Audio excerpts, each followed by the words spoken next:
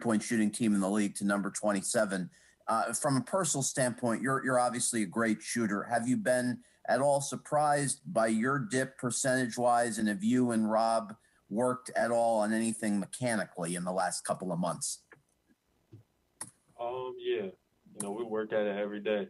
I guess shots aren't going in at the same rate as they were last year, but we can't get discouraged by that. It's shoot, and you just got to continue to shoot and continue to work at it. It's a long season and it's a grind, so you just got to stay persistent with it and continue to work.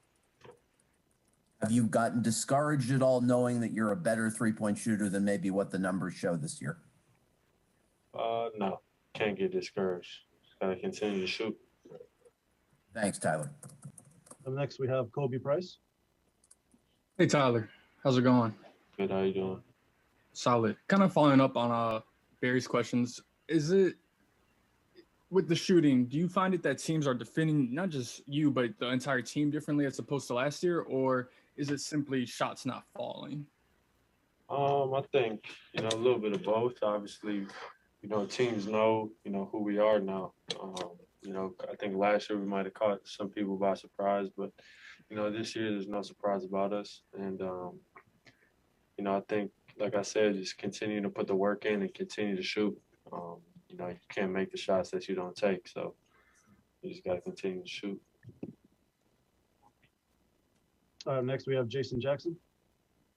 Good afternoon, Tyler. Just a question for you about what you noticed specifically against last season's playoff opponents with Indiana last night, Milwaukee, and Boston, and even you all's performance against Los Angeles in their place. Do you think those types of games are special and circle the date on the calendar stuff, or is that just cliche, particularly in the energy, the way that you felt those teams, the way that you persevered in Los Angeles against the Lakers in this year's experience?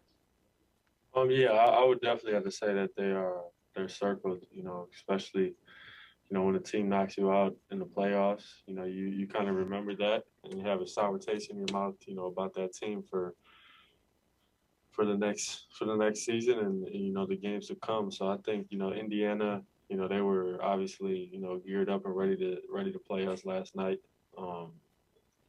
They played with a lot more energy and, they were just, a lot better than us last night. And I think, tomorrow will be different, but they definitely have that game circled.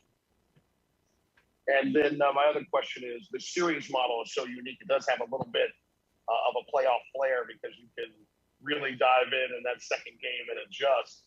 Joel had mentioned earlier in the year, and I'm trying to find the data on it. Sorry about the band in the background. But it feels like that it's really hard to win those games consecutively. That the team that wins that first game has a really tough time winning the second one, simply because of the adjustment dynamic. What's your view of that? Yeah, I'd agree. It's just, that second game, like you said, you have time to make adjustments, and you really look at the film and you're able to see where you went wrong and what you can improve on. Game to game, sort of like a playoff series. So, I think like I said, tomorrow will be much different on our end as far as the energy and the focus, and I think we'll be good. Next, we have Brady Hawk with 5 Reasons Sports. Hey, Tyler. After getting to the line 6 times in the first half last night, how much has that been an area of focus to draw contact instead of avoiding it? And how do you feel that can benefit your offensive game moving forward? Yeah, I think it can definitely obviously benefit me.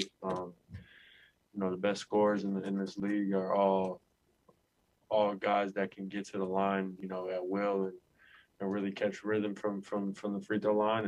And I think that's how they, get their points, per game higher. But for me, I think it's just, slowing the game down and being able to read the defense and make the right reads. And whether it's making that extra pass or, drawing contact to get to the free throw line.